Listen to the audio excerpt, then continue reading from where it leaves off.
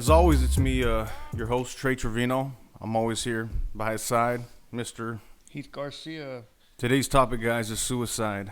It's not an easy thing to talk about by any means at all, but it is a reality that we face in this world that we live in with friends, family, even ourselves. So that's what we're going to be talking about today. So stay here. So it was around September 2006, and I was sitting in a squad car, right? And there was a VQ3. I was on the end of a flight line, and it's a pretty well protected area. We had two guys on duty and a watch commander, and our whole job there was just to make sure that those alert aircraft are ready to roll. And I remember parking at the end of this red line, and I was sitting there staring off at the runway. And the next thing I knew, I was in cold sweats, and I was shaking. And I remember pulling my 9mm Beretta out of my holster, and I just looked at it, and I put it up to my head like this, and I just had a mass flood of things running through my mind at the time, and none of it made sense. It's like I could almost remember everything that was going through my head. I was a brand new dad. I mean, I haven't been married that long. You know, me and my wife made our first long haul travel over there. It was like a brand new thing for me. You know, we had a small apartment. It's like we were, you know, just a young couple getting by and getting established, you know. And then my girl, man, you know, just me being a dad, I didn't know how to take it. I think that me being that young and going through the things I went through really did not prepare me for what was ahead. I felt everything was out of control. All I kept seeing was flashbacks in that car, though. It wasn't even about my wife and my kids. It was about seeing mangled bodies and just destruction. And it's like you can almost see demons just reaching out to grab you, you know. And at that split second, that split moment, I don't know what it was, if it was my faith or what. But it's like my radio crackled, and then my watch commander called over and told me I needed to return, you know, to the guard shack. And I guess maybe that call is what saved my life, because I put my gun back in my holster and I came back to the guard shack like nothing ever happened. But I never forgot that moment. That moment's lived with me, as you can see, till now. It's like vivid. It's one of those vivid things that never goes away. I was like that close, you know. All I had to do was, it was like 9 pounds of pressure, and it was a wrap. You know what I mean? Yeah. Welcome, everybody. I got a special guest tonight. We got a special guest tonight. His name is Johnny Haynes. So I'm going to give you a little bit about Johnny Haynes, and then we're going to get him on here to talk to us. But just a little bit about him. He is 31 years old. He's a Navy vet, prior MC, which for those who don't know what an MC is, that is pretty much a photographer for the Navy, you know, for any type of operation, mission, essential type stuff. He's out there, he's filming it, he's recording it. He was on the Eisenhower for the majority of his time in. I know that he spent 7 years in there. He went to nuke school as his second duty that he stayed in for, which was being able to do photography operations in that school. But a little bit about the Eisenhower, his operational deployment history, just like a lot of us, was very high tempo. In June 2011, where the budget crisis was in the Navy, where a lot of our funding was getting cut and things like that, this guy did back-to-back deployments. He stayed out on the water from June 2011 to December 2012, and that was when he first returned home. He was married, has a son, and just imagine coming home to this 6-month-old son, you know, that couldn't walk. He didn't see the boy come into the world. He wasn't able to hold him, you know, like a lot of us that were able to at least be there for our child's birth. He wasn't. You know, he was serving this country. Then, to top it all off, he gets sent right back out the door in February 2013, doesn't return back till July. And at this point, when he comes home, now his kid doesn't even recognize him. Kid's walking, he's a year old. And now Johnny's got a dilemma. He's out of the Navy. He's out of the service. He served the country well. He was used to a certain type of operational commitment, and I guess up tempo, as we like to call it, or how fast things move and stuff like that. And then he comes back home, and now Johnny has to settle in with the family. And how does he do that? He doesn't understand what's going on. He suffers now from a major depressive disorder, which is a great reason why we have him on the show. And yes, just like my story that you heard earlier, he has one that's fairly similar. I mean, it's pretty deep. We're getting pretty deep. Trey, tonight's going to be it's going to be a big night. Yeah, but hey, like I said, we're about to kick it to the beast called Suicide Prevention Month this month. So let's get busy and let's conquer this sucker. Well, I know. Hi, Trey. Hey, what's going on? What's up? Just wanted to put a little something in there. I mean, us that are in the Navy and Navy veterans or whatever else that we follow, like Navy Times or military news or stuff on Facebook, I know we saw that one of the meme pages posted a lot of stuff about one of our ships that had 2 suicides in one day. Yeah, that was bad. That was bad, and they brought it to light. This meme page brought it to light, and a lot of people poured in. A lot of resources got poured into him. I messaged that guy, told him about this. He said it was awesome. He commented on there. I think maybe that's how Johnny got a hold of us. But the outpouring, the outreach that came there, there was some bad stuff where people were like, it's real out here. Oh, yeah. Where they're at, however they're doing, you know what I'm saying? I'm not going to speak on their command or how they're doing. I'm just saying it's real. This is how real it is. 2 suicides in one day, and they've had about, 4 within the past year, 3 within the past month. And Trey, it's crazy. It's on the rise. Yeah. You look at, man. So, real talk. And I won't get into any particulars, you know what I mean, for the respect out of the families and out of all the friends and everything like that. But senior enlisted in the military period, the rise of suicide is on the uptick. Yeah. Skyrocketing. We had 3 senior enlisted leaders here at Whidbey last year. Yes. And you wouldn't have even guessed it. I knew all 3 of them. I know you knew them. Mm-hmm. And I would have never guessed it. Nope. And everybody you talked to that knew these people, like, did you see anything? Maybe like ones or twosies that really, really, really, like, they had them, but everybody else is like, no, I never would have thought that at all. Yeah, there was no signs, man.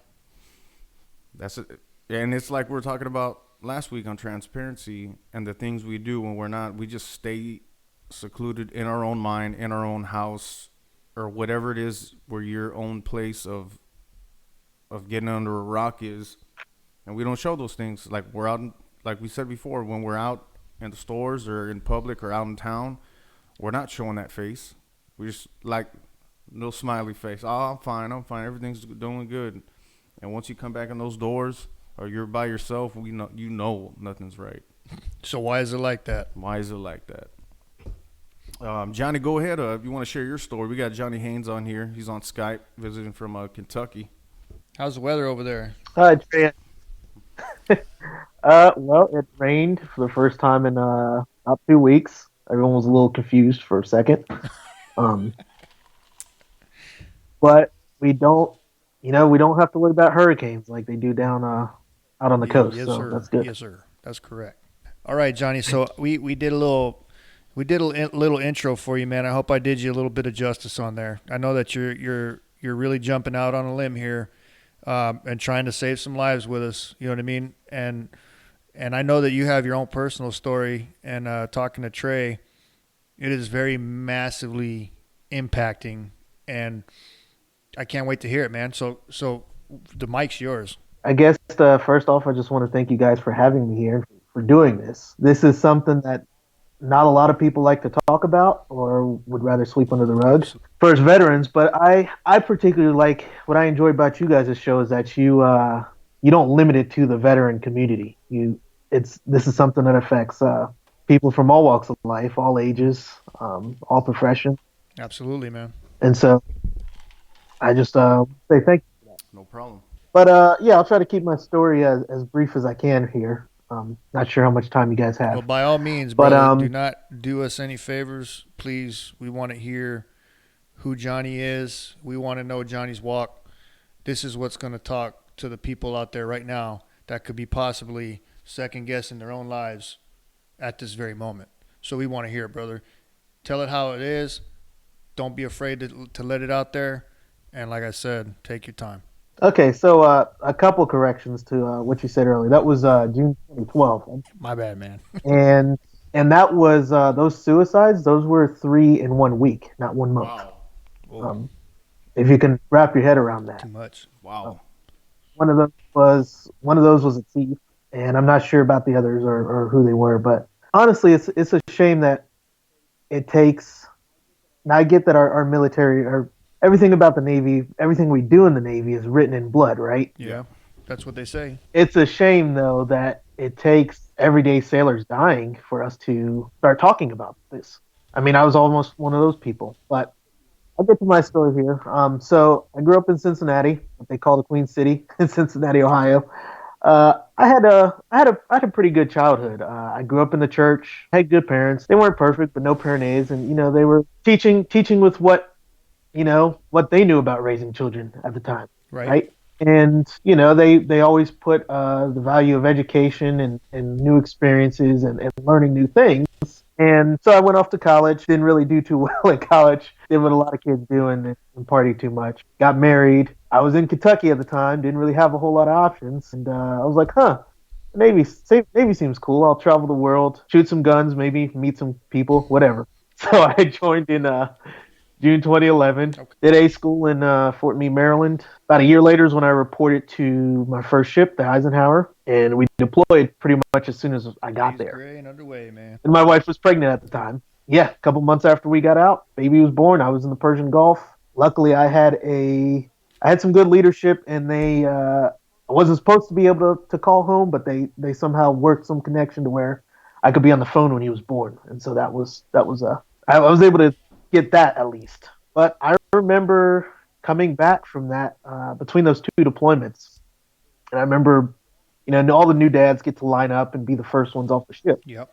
I remember walking off the brow. Sounds terrible to say out loud. I felt nothing at all, and it's a terrifying. If you've ever felt that, not even sad. It's crippling. It's just It's crippling. feel a little bit of guilt for feeling nothing at all. But if I'm being honest, that's where I was. I don't want to interrupt you, Johnny. You know. But we talked about this last week. I know that I've addressed it in a few groups. The feeling of just wanting to be able to feel something, and I totally get it. Exactly. I've been there, so you're not alone. Go ahead, Johnny. Sorry, man. So I pretty much hurry up. I had enough time to hold my baby, give him back, turn around, and go right back out to sea again. Even in that brief time, my wife and I were fighting a lot. We left pretty much when I went out to sea. We weren't on the best terms. But that second deployment, I was TAD to security, ASF security forces. Basically, I had a badge. I carried a gun. I was basically a boat cop, as I like to call it. Hey, no, because you gotta watch out, man. I'm a career master at arms, 18 years, so we don't call them boat cops, all right? But I respect your job. Trust me, we have one of the hardest jobs ever. So, thanks for serving as an auxiliary security force member. That's awesome. Go ahead, Johnny. I was just poking a little fun at you, man. Yeah. But for the most part, it was fun. I met a lot of great people. I learned a lot of skills I would have never learned otherwise. We had a few ports. We spent a lot of time at sea, and we pulled back in July 2013, and that feeling was still there. That feeling of nothing, of wanting to desperately feel something was there. If I'm being honest, the only thing that brought that feeling that made me feel anything was drinking. That's not good. The devil's all too familiar with a lot of folks out there, including Trey. Yep. Mine was a totally different beast, but it's all coping strategies to try to, and I think that, I'm over that mark now about the numbness part. Like I really am happy with the results that I'm having with my treatments and stuff. And the numbness doesn't last forever, but when it's there, it hurts. And when it hurts, it gets hard. And when it gets hard, we gets to drinking and we gets to doing the things that we need to do to keep that numbness from being numb, if that even makes sense. Well, yeah, that's probably like the only feeling that you have during that numbness period. For me, at least, the only feeling that I could ever feel was guilt, shame, and hurt. That is all I could feel. There was Yeah. no high point. There was no feeling good. It was just guilt, shame, and hurt is all I could go, and that's what kept me in that circle of drinking. You drink to try to numb at least that little piece because you're already numb anyways, and you're trying to feel just so many emotions. And then once you're like, all right, that's enough. I shouldn't have done that. And then the guilt and shame comes in, and it's like, well, I'm just gonna hair the dog, and that'll make it go away a little bit. And nope, there you are again, freaking at noon, walking to the store to get a bottle. Can't wait till you get home to drink it. That was me at least. Yeah, yeah, I'll get into that later on in the story. But yeah, so basically, right after we got back from deployment, we went into the shipyard in Portsmouth, Virginia. I don't know if you ever done any time in the yards, but it's a It's rough place, tiring. man. It's tiring. You go into work. If you're enlisted, you park about a mile and a half away from the ship. Yep. So you're walking to work every day, wearing a hard hat. You come out, your uniform's covered in dust, your car's covered in dust. You're breathing in all sorts of crap. Getting yelled at. Get yelled at. You're fighting with contractors, and they're literally tearing apart your home around you, and you're still in it though. So I mean, it's like renovating your house, but or tearing your house down and living in it at the same No, time. and that's a good point, man, because a lot of us in the Navy or in the Marines, Army, Air Force. I mean, you look at an Air Force guy in his plane, you look at an Army guy. You know what I mean? And whatever they're doing out there in their tents or their, you know what I mean, or their foxholes, whatever, or their dormitories. You look at Navy guys in their ships, and you look at Marine companies and what they got going on, whether they're air or land or whatever, and it's a second home to us.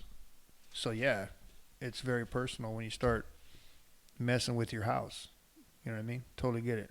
Go ahead, Right. brother. But I went from there. I started feeling the first emotion to come back was anger. I remember being so angry that I broke a couple of cell phones. I threw things. I mean, I scared the crap out of my wife at the time. I didn't do anything to hurt her, but I was not a nice person to be around. I'll say that. And Me too.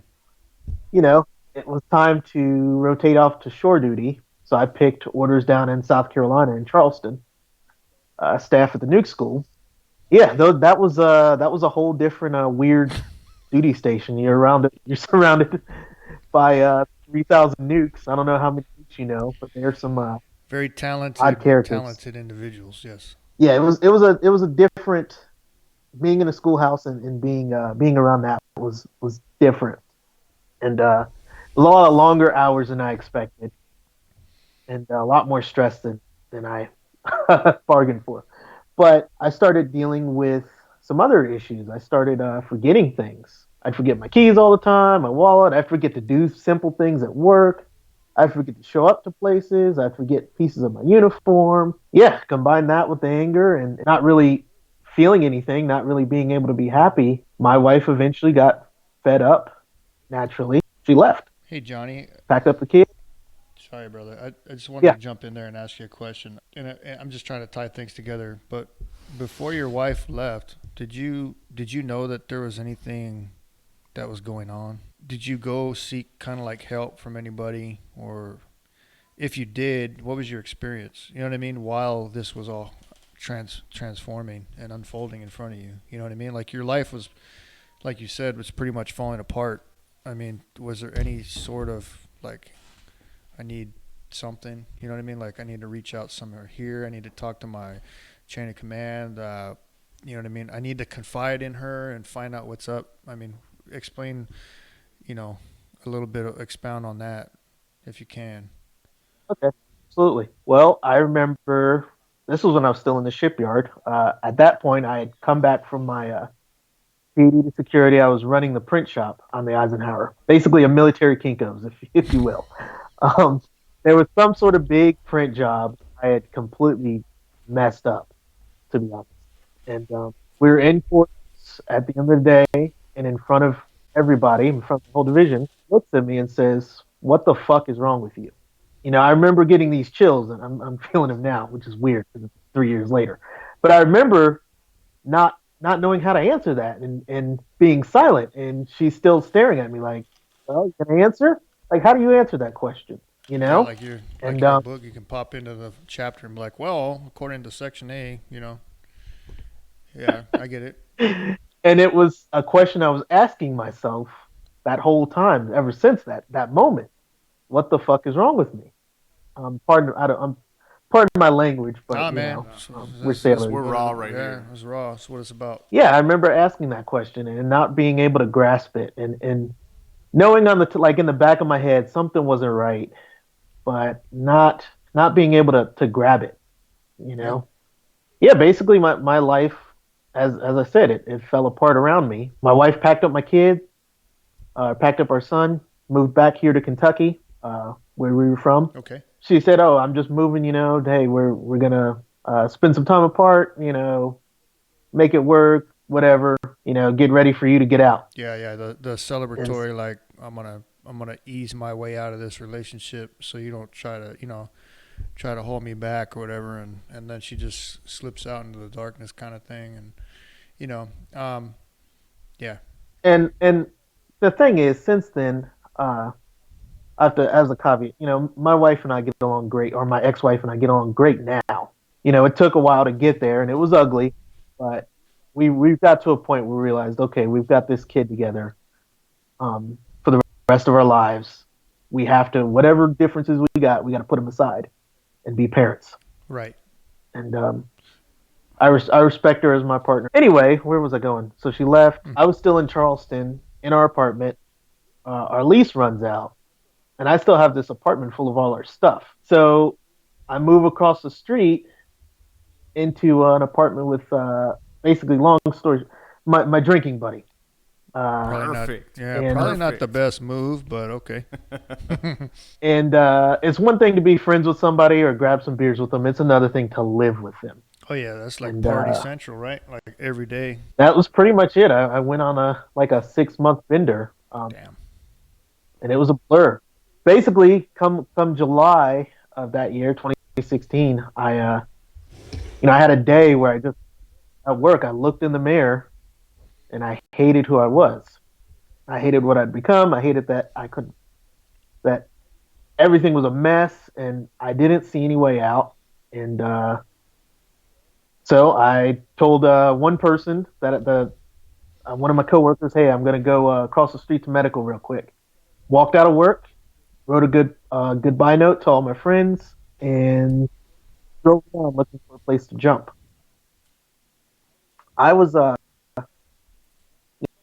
had every intention of being dead by the end of the day, um, and I settled on a parking garage, and I parked my car, and I sat there for a minute, and I stood up on the edge, and I looked down, and How high was that parking garage? If I mean, I'm not trying to, but I'm just trying to get the viewers it's to. Charleston. So the thing is, Charleston is I don't know how much you know about South Carolina or anything like that, but Charleston is not a there's not a lot of tall buildings in Charleston. It's a coastal town, so I mean it was probably no more than 10 stories up. That's pretty high. So I looked down it's high enough to kill you, but I looked down and I'm like, this is gonna hurt, and I need to be drunk before I do this. So I get down and I go to my favorite pub down the street. I go get good and hammered. I'd taken out all my cash out of my bank account at the time, and yeah, I plopped my cash down. I drank about 14, 15 beers, and I walked back into the parking garage. And when I walked back into the parking garage, NCIS is waiting there for me. They pointed at me and said, "Hey, you're Johnny, right?" And I'm like, "Well, shit." And they I remember this NCIS agent coming, putting his arms around me and saying, "Hey, it's gonna be okay." And I'm breaking down like, "No, clearly it's really not, dude. Like nothing about this moment is gonna be Yeah, okay." like you have no idea what's going Um, on with me right now. Like, I mean, I'm just listening to your story, Johnny, and From 2011 to July 2016, it seems that you were in a spiral downwards from the military through the feelings of numbness to using alcohol as a coping mechanism because all you wanted to do is really feel and engage something with your child, with your family that you couldn't. So you're trying to bring something back to the bitter divorce, you know what I mean, and the stuff that went on with that. And now you're sitting here staring down 10 stories saying that this is going to hurt. Yeah. And you had to walk back to just to get hammered, just to come back to do it. And there's this person that's saying it's going to be okay and putting his arms around you, right? Yeah, NCIS agent. First of all, NCIS agents don't look anything like they do on TV. They're just regular dudes. Oh, yeah. Yeah. So that I ended up hospitalized after that. Now before then, that was the other thing. Before then, I had joined the fire department right outside the base Okay. as a volunteer because I knew after I got out of the military, I wanted to continue serving in some capacity, and so I wanted to join the fire service, and I fell in love with it. It's something that's unique. There's a tight brotherhood that's similar to the military. Adrenaline rush of going to a call and doing things, and for the most part, that part of my life, being a firefighter, has not negatively impacted me, which is weird. It's like it's two separate parts of my person, if you will. But at the same time, all this is going on, I'm losing friends. Every few months, friends are killing themselves. I can count 11 or 12 people since 2013 that I've known personally, that I served with personally, that have died from suicide. One of them was our CMC from that deployment. So it just goes to show you that this affects people of all ranks. Yeah, and all statuses too. I mean, you could be civilian, military, child, adult. It does not discriminate don't. whatsoever. No, it does not. So I ended up hospitalized for 6 days. What kind of hospital was after it? That. Regular hospital? It was like a mental wing of a regular hospital. Okay. That makes sense. And it was an experience that was a whole nother, like, I could talk about that experience all day. And you're in there with they just kind of throw you in there with all these random people. You're in there with like the person that's drooling on themselves, the person banging their head against the window, the person coming down from heroin. I mean, it was everybody. People with Alzheimer's. They just like throw everybody in this giant melting pot, I guess. I don't have a better term for that. No, yeah. I mean, it is. It's pretty much like they take everybody and they don't really know what to do with them. You know what I mean? So they toss them into this, deal. And luckily, John, I'll speak from experience that there is programs now that actually got it right. You know what I mean? And they don't do that. And they kind of are now basing care off of people's needs. So I hate to say it, but you were one of those, like you said, it's written in blood. You know what I mean? It's like back then, in these younger years of mental illness and PTSD, when it wasn't exploding like it is now. It's just the dynamic has changed. I think a lot more people are recognizing it. You know what I mean? And I think that people like you are bringing a lot of things to light to help these guys make solidified, more robust programs. So go ahead, brother. Right. Just throwing that in there. And while I was hospitalized, I had a few friends come and visit me. My wife came, and I remember her looking at me saying like, "Wow, this is going to be hard to recover from." Yeah. And that just made me feel worse, to be honest. And I remember them just throwing all sorts of medications at me, just feeling numb and even more numb, if that's possible. No, it's very possible. Medications kind of, when I was first put on meds, it kind of made me feel like, all right, well, now they really don't know what the heck's wrong with me, so now they're just going to drug me up and stick me in a corner. You know what I'm saying? And hopefully I get through it, kind of thing, right? I mean, that's what I felt. Right, and that's pretty much what happened after that. I ended up hospitalized 2 more times before the end of the year. Yeah, at some point I was on 12 different medications. Jesus. I have I have my I was able to get my medical record before I got out, and look at all those times and look at my entire record. And they had me on everything you could think of, man. They were just throwing stuff and seeing if it stuck. Yeah, it's kind of like yeah. And It doesn't surprise me. and it only made things, worse. Everybody's expecting after that first time I got hospitalized and I went back to work. They ended up shipping me across the base to work with the Air Force for a little bit. They were like, "Okay, get out of here. We don't want to look at you." Okay, so you went from That's what we're talking about. Right. Like they just cut. they sever ties and say, "All right, let's go put them way on the other end of the base, right? Club Med." Pretty Yeah. much. And after about 2 months there, they brought me back into the building, but things weren't the same after that. Yeah, of course, because that stigma's there. I remember getting drug tested. Once a week. I was always on the top of the random urinalysis list.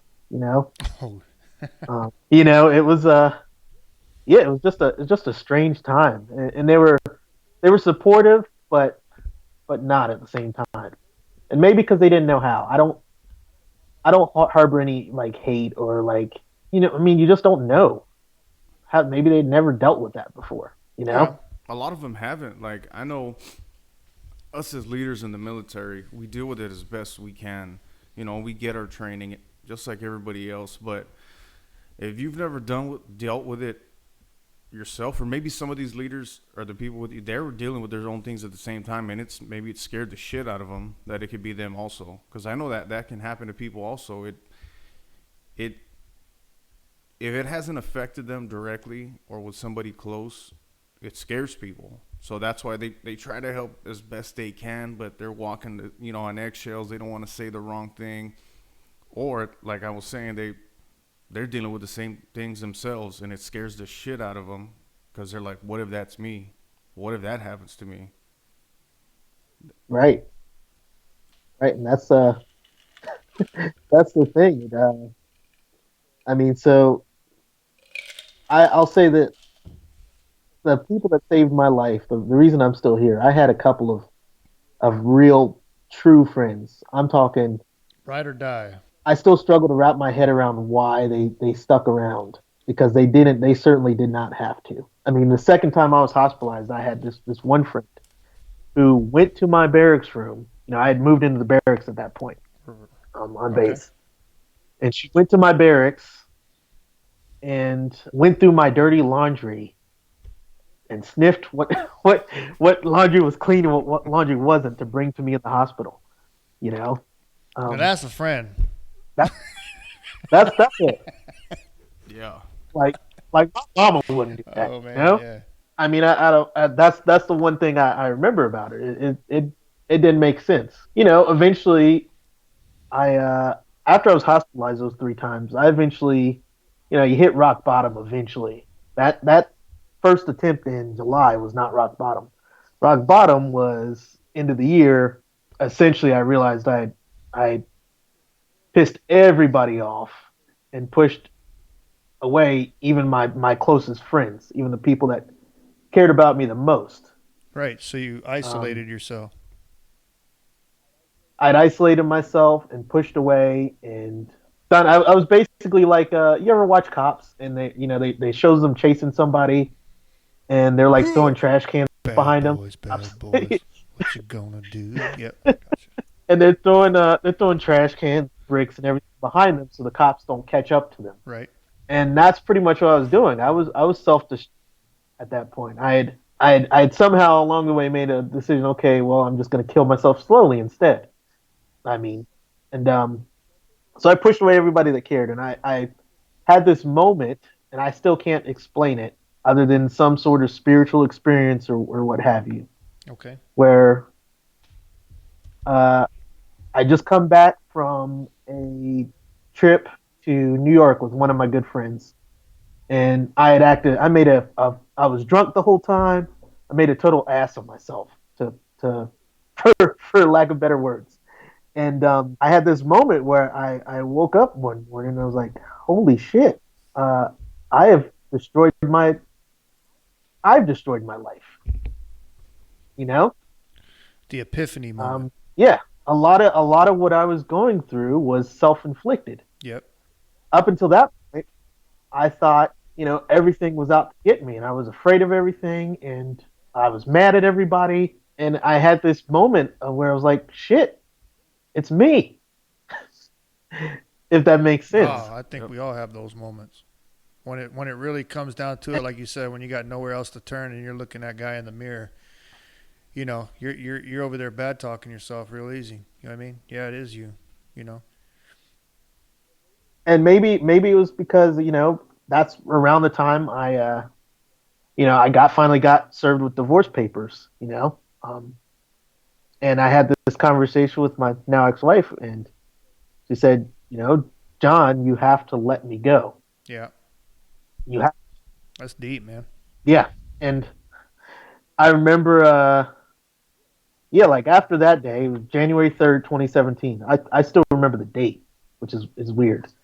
But after that day, I'd say it was still a bunch of ups and downs, right? Yeah, I don't know if you're familiar with pink cloud syndrome or if you've ever heard of it. that's you can explain if you like. I haven't really touched on that, but go ahead. So, pink cloud syndrome is when you hear people talk about it in AA a lot. Basically, the when you're sober for like a week, everything is great, you Yeah, know, and the sun is shining again, and it's like the complete polar opposite of what you were just dealing with, yeah, and everything tasted amazing, and everything felt awesome, and it was like all this flood of endorphins right, hit. right. But as you come out of that, you start to look Hmm. back at everything, and you look back at what you went through, and you can't account for how you got there. I'm looking back like, what was that? And if I'm not mistaken, What on I don't earth? mean to cut you off, but with the pink cloud syndrome, because it's familiar, it's the same thing with PTSD, right? So we go through treatment and we learn all these coping mechanisms and we do all the EMDR, you know, uh, psychotherapy and all this other stuff that gets us to where we feel that pink cloud, right? We feel, man, I'm really getting better. My life's changing around for the best. And then it's just that moment where it just kicks right back into gear and says, wait a minute, I still have PTSD. And then all of Yeah, it starts kicking back in and those negative thoughts start flooding in your brain. You say, are you really better? Like, You're not good enough. yeah, it's like you talking to yourself in the mirror again. It's like, you don't got what it takes to see this through. What are you doing? Why are you lying to yourself? You know what I mean?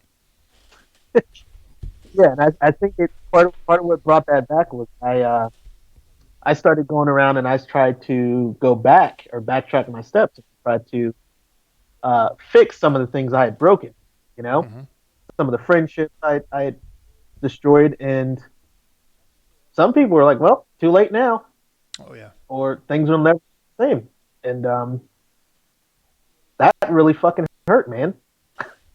That's one of the steps, right? Yeah, yeah. I don't really do the AA thing. I'm not a fan Yeah, I of don't it do it. for a I lot don't of do reasons. it anymore either. One, it's got a 90% failure rate, so you know that yeah, I could go on about that. But yeah, basically, you start looking back at your actions and the things you broke, and you start to feel shame, and you start feeling all those same feelings That's that again. big word that we Um, talk about. Shame word. Shame is huge. April 24th, 2017, my best friend, I'm not going to name him by name. That's fine. I'll just call him Tom, just to protect him or Hmm. whatever. But basically, Tommy was this guy that when we were deployed together, we were on security and security forces together, Yep. right? And he was my partner every single day of those two Hmm. deployments. Every day, when you're with somebody like that, you get to know the ins and outs of them. You get to know where they're from. You get to know their family. Well, you are a family on Uh, the ship. I mean, that's the way it is. yeah, Yeah. I mean, you get to know their whole life story. We would sit on watch together. During the Straits transits going through the Gulf, it'd be me and him. He'd be we'd be on the 50 cal together, Right. just chilling, Yep. talking about life and everything. We became really, really close.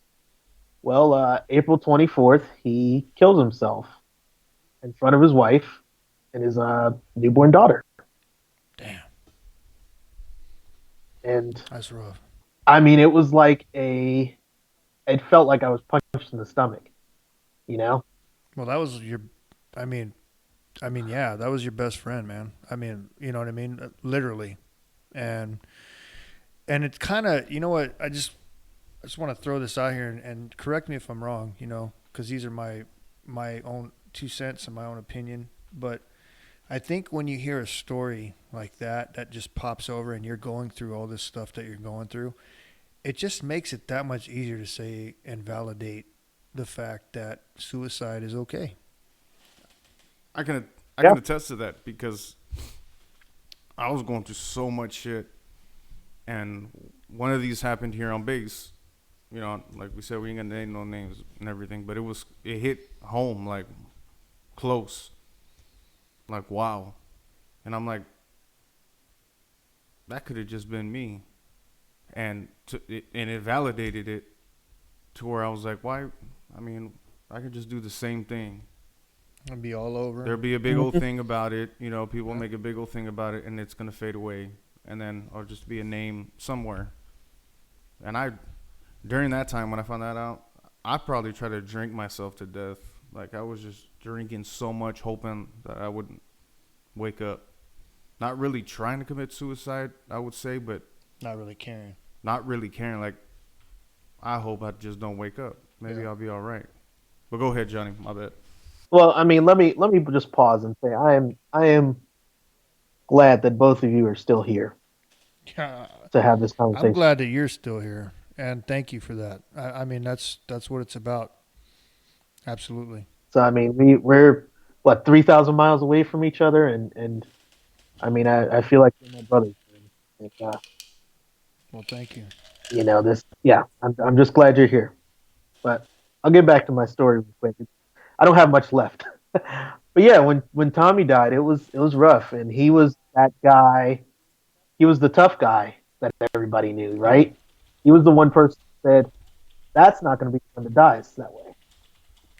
Yeah, the Um, strong man, the strong guy of the bunch. Nothing. If he's good, we're all good. yeah, that was the guy. I mean, he had went through buds and I guess had dropped out or whatever. But tough he was a tough bastard, man, and lifted weights and was a power lifter. He was a good guy, and he got out, and I guess things hadn't been going so well for him. And we'd even talked. Our last conversation, he said to me, "Hey, I know what it's like to put a gun to my head. If you ever need anything, or if you ever need to talk, or get there again, call me." Yeah. Well, I can't. That was I went through. You go through the whole spectrum of emotions: anger, sadness, denial, whatever. Right. But I still, it's still hard for me to wrap my. Even though I was there, it's still hard for me to figure out what happened. How you go from holding your newborn kid in your arms to getting there. Yeah, about a year later, I went down to visit his mom and dad, and to leave a beer on his headstone. I also have to say, when someone commits suicide, it affects so many people, and I don't think people. I mean, it affects everybody. It affects down to the guy that owns, your favorite restaurant that saw you every day. Absolutely. You know, And to the people at the gym you worked out with. yeah, and I'll talk about that when you're done talking about your story, because that's a good point. But yeah, I mean, we all of our friends, we all got together. We went down to his funeral. I wrote his eulogy. Yeah, it was hard. His funeral was hard. I broke down crying. Why couldn't we? He saved so many of us. Why couldn't we save him? Yeah, going back to we had to, you go from that, and then you got to go back to normal life again. I ended up getting out October Hmm. 2017, and I was lucky. I got out with honorable discharge, full benefits.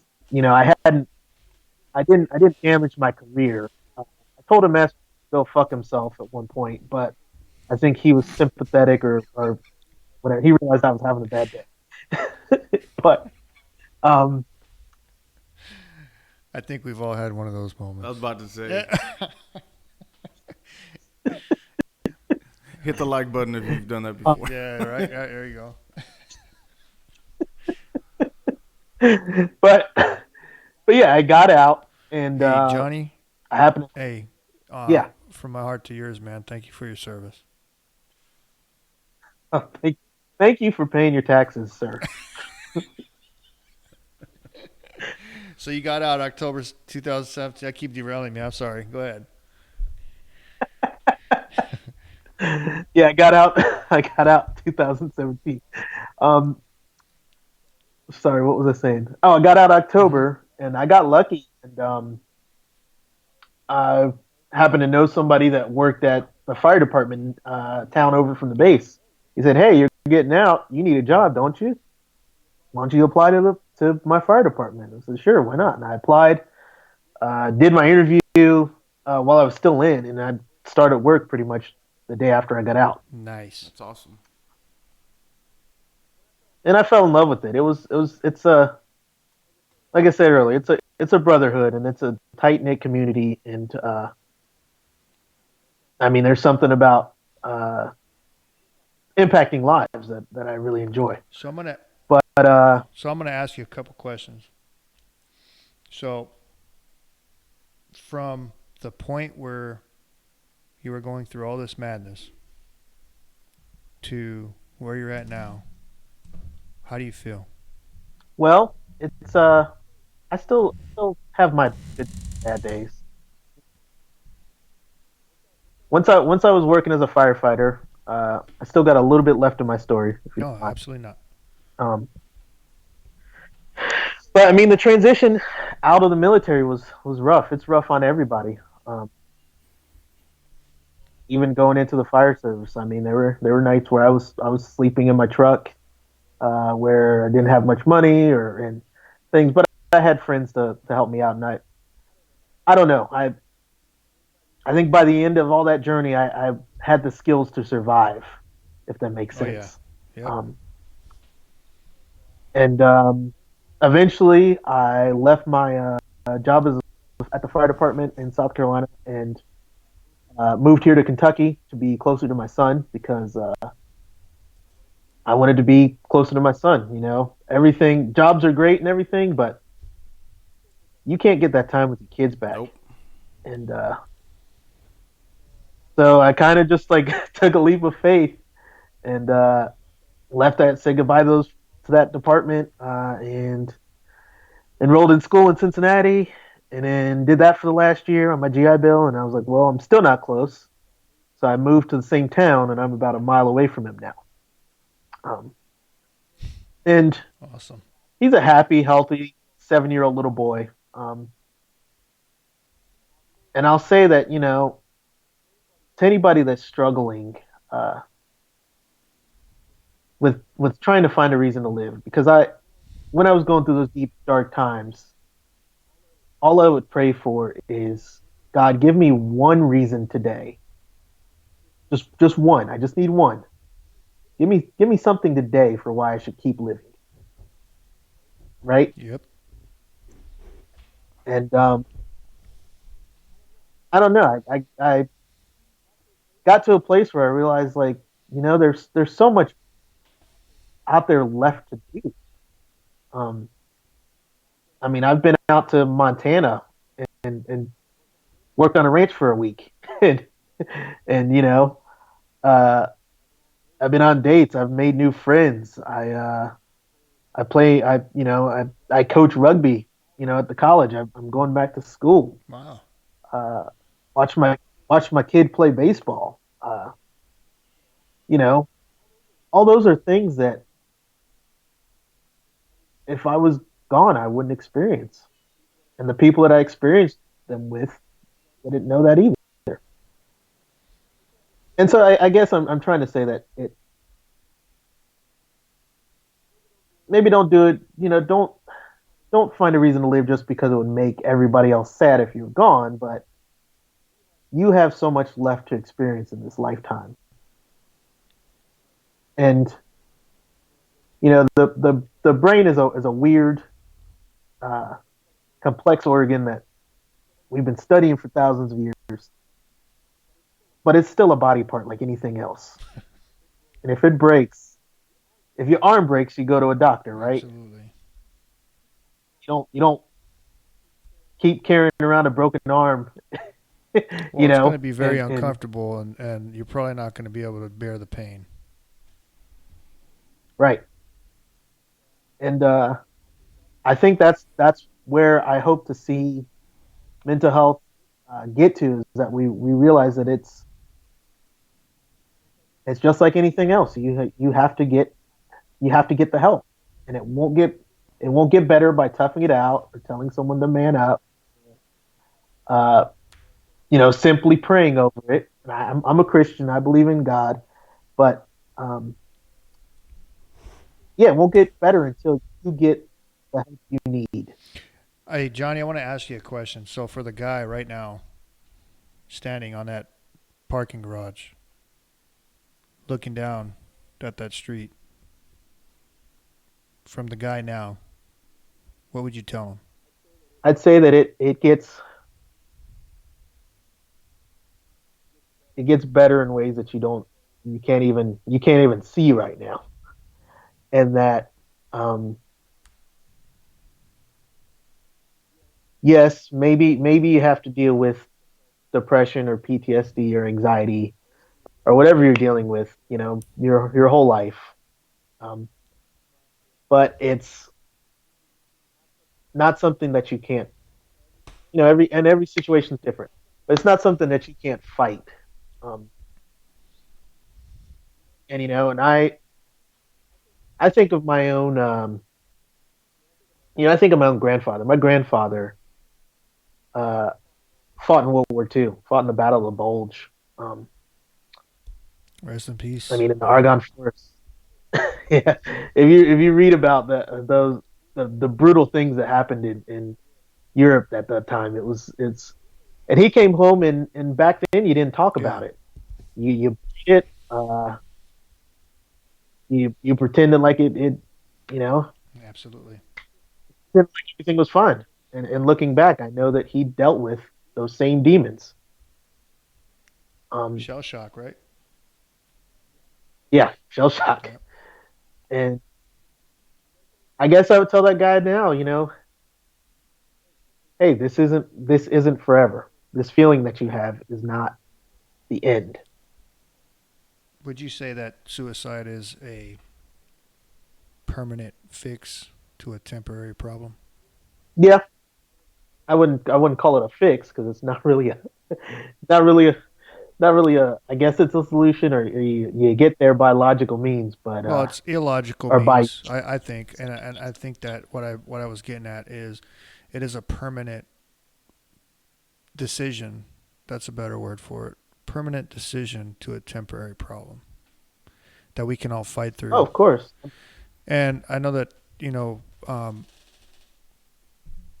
I really, I really want to thank you for sharing your story. Um,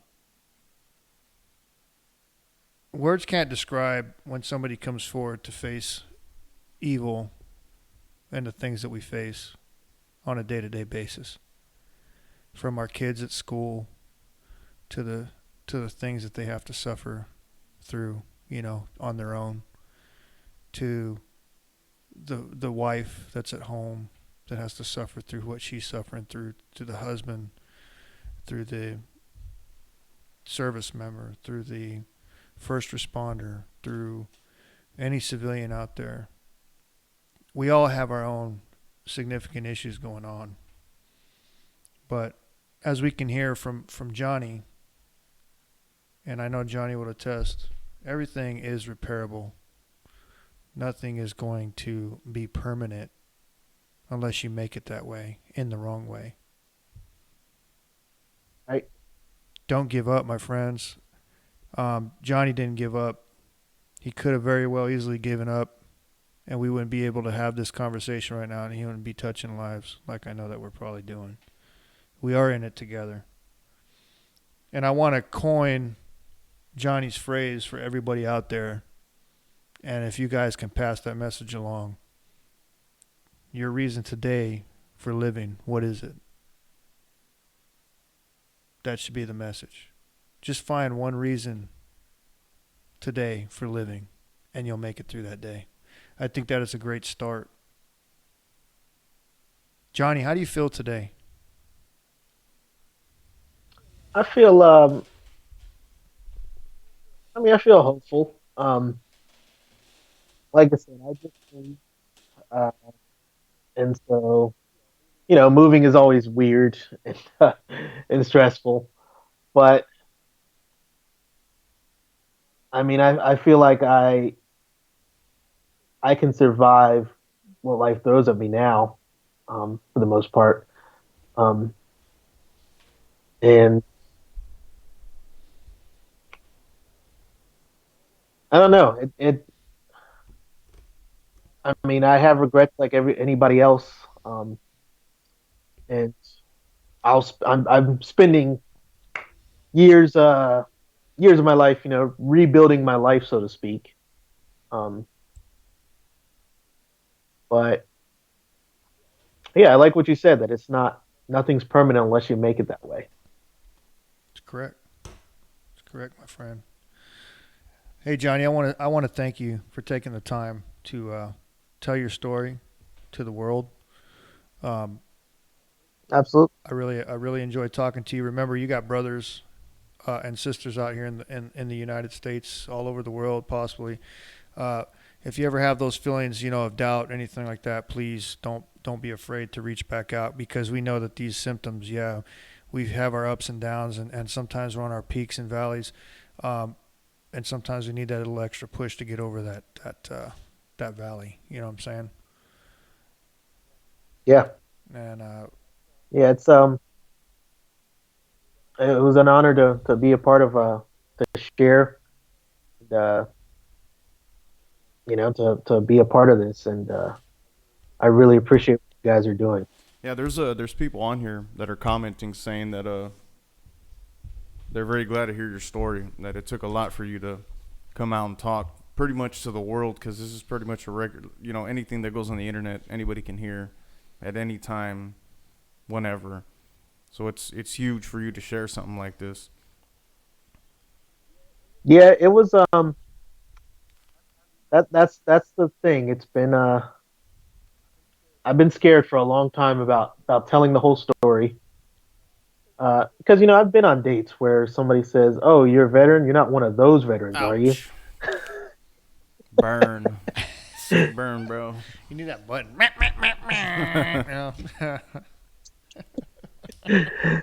And I mean, I'll be honest, I have had trouble dating and trying to, but you know what? I realized, hey, maybe I need to work on myself some more, and spend some more time getting to know me Yeah. again. Yeah, Um, absolutely. Hey, if anybody that's and, on the live stream right now, if y'all have any questions for Johnny or us, or comments, or if you want to chime in on anything, on the topic today of suicide, go ahead, and we'll read them back, and we can read the questions y'all have for Johnny, since he said his story. Yeah, also give Johnny a little bit of love too. Talk to him. And if you have questions directly, hit him up. It's fine. I'm sure that he doesn't mind. He's in the fight. Like I said, we're in this brutal fight together against these elements. You know what I mean? These negative elements of life. And we're definitely going to punch suicide right in the face with this one. And like I said, my motto: just one person. You touch one person, that one person touches somebody else, and it spreads like wildfire, like a spider web, and we might save a life tonight. exactly. If I save one life through my story, uh, it's lifetime. Then I'll be happy. You know. Amen. So I want to say my reason today for living, since we're talking about this, right? My reason today for living is my wife and my children. Um, I mean, you could say that's generic. Everybody would probably say that, but no. I mean, my wife and my children have definitely kept me grounded. So that's my reason today for living.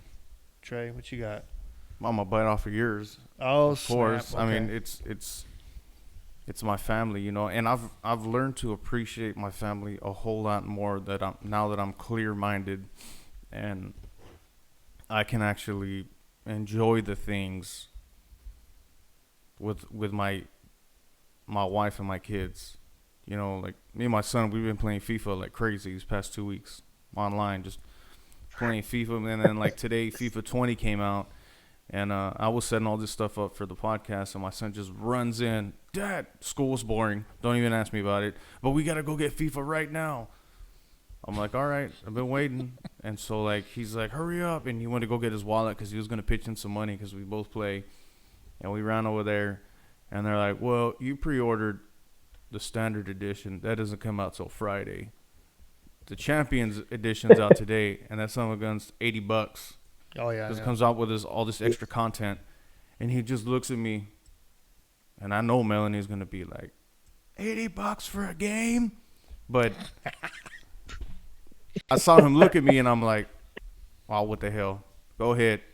And we bought the thing, and we ran home, and we're up there playing, and he's like, oh, Dad, and you know, we're talking smack to each other. Man, that I didn't have that before. He'd be upstairs like playing Fortnite or something, and I'm just here drinking on the web or watching TV or doing something else, and then all those thoughts of I shouldn't be here right now type of thing cross my mind, and I'm just thankful that I'm clear-headed now, and I'm enjoying those things, and I'm enjoying doing this. I'm like so immersed into this podcast now. You can ask Heath, like I'm constantly bothering this dude. Hey, what do you think about this? And I found this people, and they're Yeah. you know. Yeah. We're really, like I said, Trey has done tremendous work here. You know what I mean, to make this possible. I didn't think that it was going to be like this, but you know, just a determination and a drive to make a change. You know what I mean, for the better of humanity and the better of just being a brother and sisterhood. You know, and fighting these things that we don't need to fall victim to. You know, every life's precious. I mean, if you really want to talk about living, you know, well, everybody's reason for living today should be just life in general. You know, they're blessed with it. We're blessed with life. Some babies are born and they lose their lives very quickly. Some children lose their lives quickly too. You know, they don't get a chance to live. So these are all great reasons to hold up and fight for your life. And it's like y'all said, don't live just because you know people are gonna be sad if you go. Like that passes. Yeah. Time heals everything. Live because of, like you said, that one thing today that'll just hold you on. If that's all you have and that's all you need, that one small string, then hold on to that with everything you got. Wake up tomorrow and have another thing. And it's hard. It's hard when you're down in the dumps like that, where you're like, I've destroyed all my relationships. Everybody that cared about me, I've let down countless times. And it's like we were talking about last week with transparency. You're transparent with people. You're like, I got a problem. And then you let them down and go back into the circle you're in, and it feels even worse. You feel like there's nobody there for you at all. Yeah. But there people still care about you. Even if you don't think so, there are people there that do give a damn about you. Absolutely. Yeah, I had a text message from a friend the other day that said, you know, you don't know this, but I've been cheering you on from afar. And it was somebody I hadn't talked to in months. And it was you're absolutely right. You have no idea who's watching you and who's going through the same things that see what you overcome, and I have the strength to keep going. Definitely. We got some comments here on the live chat.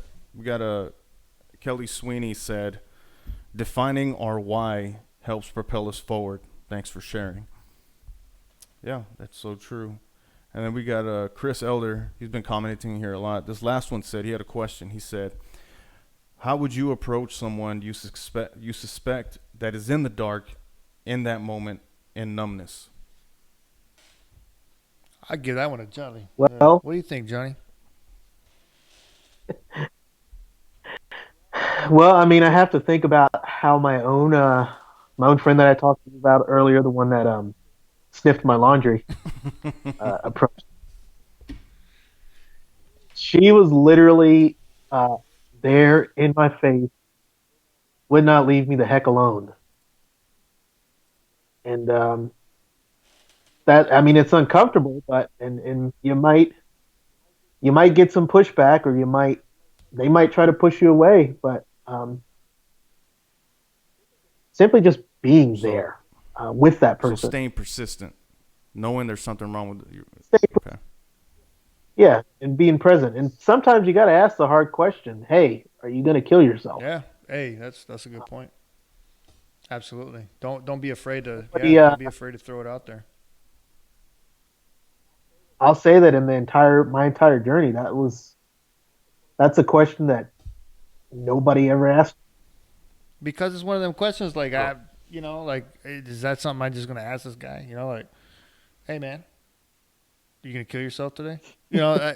It's not. See, when I talk about that, it might sound funny, but it's not in our human nature to Yeah. have to ask those kind of questions. It makes us think twice. Like, why am I asking this question? Because it's not our nature to want to kill ourselves. I think that what we go through No, as it's human beings, just like your story, and Trey's and mine, everybody that's listening, I'm sure they have a story. It's all the same. You know what I mean? We go through so much that the brain, like you said, is an organ, and it can only take so much before it implodes. I'm a Christian man, just like you. I believe in Jesus Christ, and I walk His walk every day, and I still put a gun to my head. And when I tell people that, their eyes get big, and they're like, what? Like they can't believe it. It's not because I didn't yeah. love God at that time in that moment. It's because I was injured. My brain was injured. You know what I mean? I was not thinking as myself. Melanie's had a. I just choked on beeswax.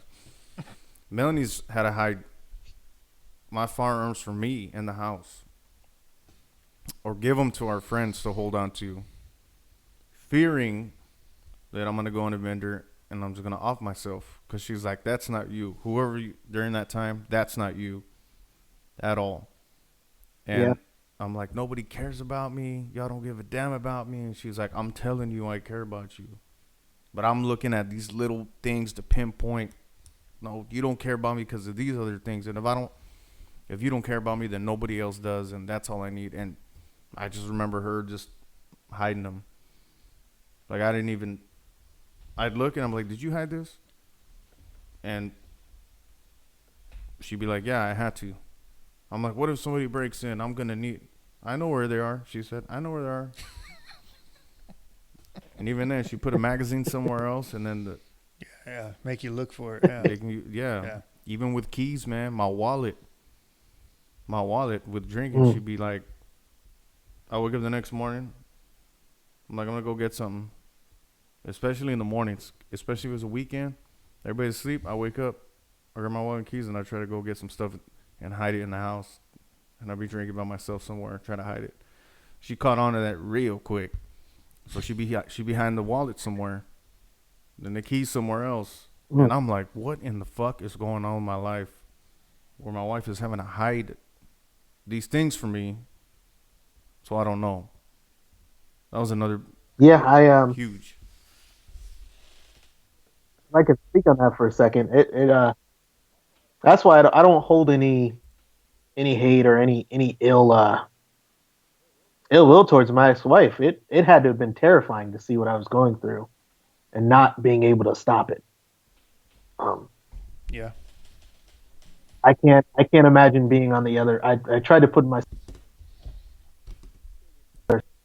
side, I have no idea. and I would have gave up personally if I was on the other side. yeah, We got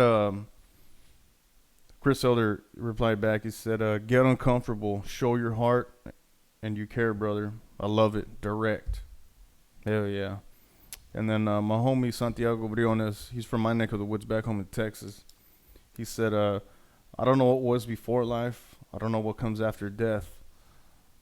All we have is our time under the sun.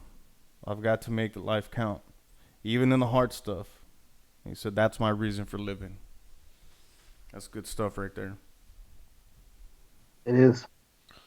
All right. Well, I got a couple plugs I got to put in here for the local community. So Island County Community Care Meeting is tomorrow evening, Wednesday, September 25th at 6 to 7:30 p.m. and that's on Aaron Park Road, Oak Harbor.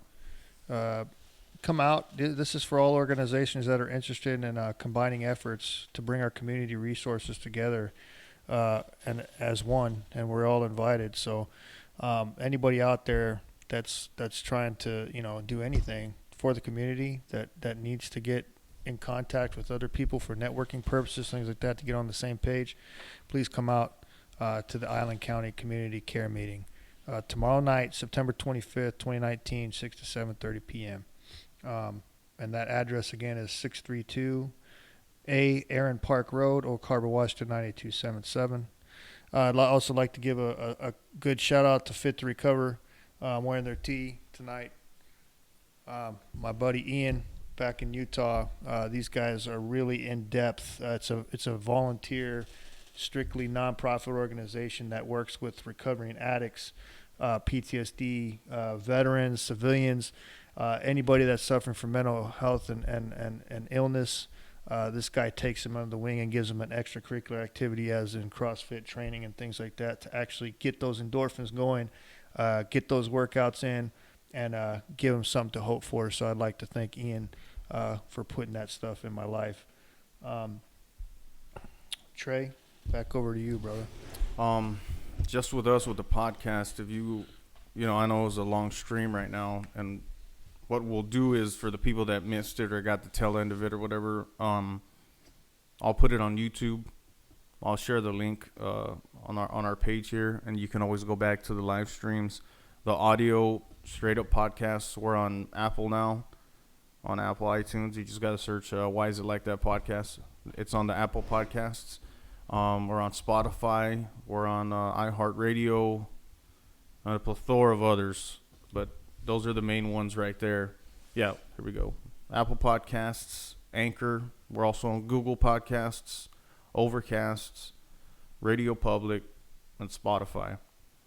So if you missed any of these prior ones, you could just go there, listen to them on your way to work, on your commute, or wherever you're at.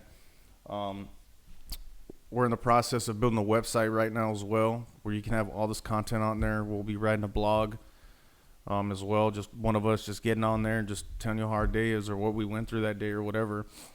It'll have a forum that will list our podcasts on there. I'm working in the process of having this widget on there where if you need to talk to somebody, somebody that's licensed, you click it and it'll get you in touch with a counselor. So that's going to be pretty cool.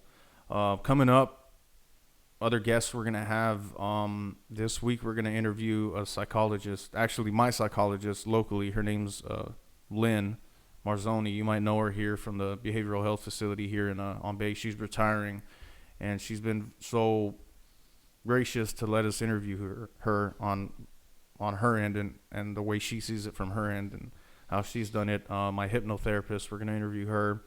There's some people from Australia who are motivational speaker types for mental health and illness that we'll also have on the show. So we have a lot of stuff we're coming up just to reach people and just to see it from all different type of angles. Our angle, Johnny's angle as a veteran, professionals, motivational speakers. I think we're even trying to go to the jail.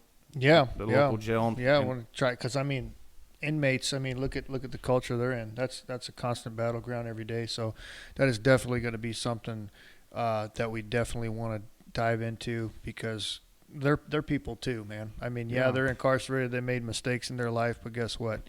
They're human beings. They deserve second chances, and maybe their stories need to get out there to those guys in the streets that this can stop a lot of things from happening. It could save a lot of lives from going to prison, from ending up in a ditch.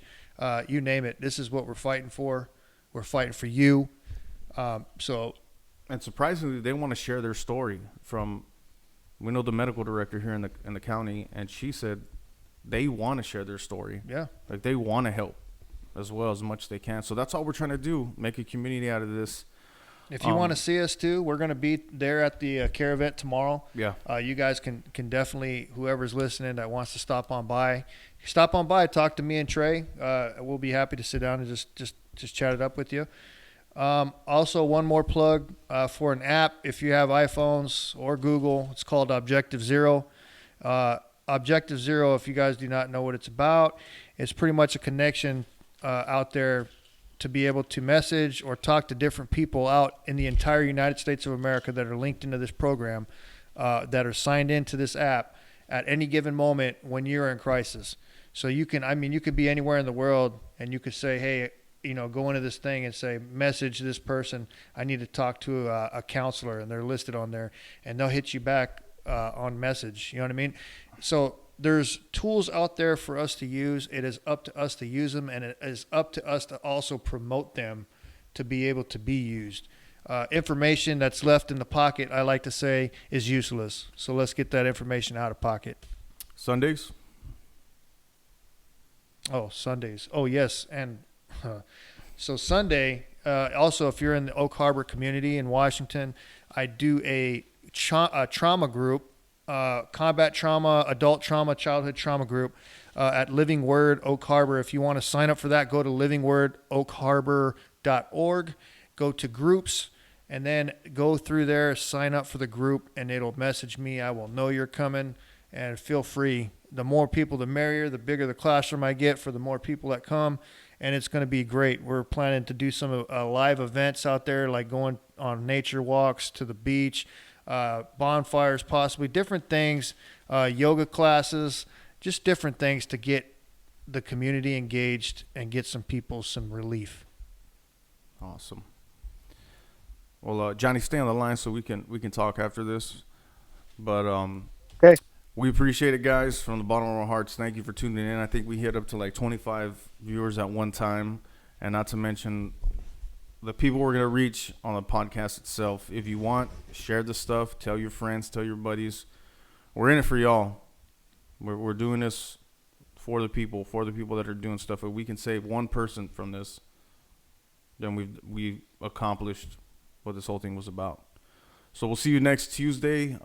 Got some big things coming up. So, real quick, we didn't get to do it at the beginning because of how we started our podcast, but I'd like to give a moment of silence for Johnny's best friend and all the airmen, sailors, soldiers, and Marines in harm's way, or in the situation or in the shoes that Johnny or I or Trey or anybody else feels and faces. Let's give him a moment of silence for strength.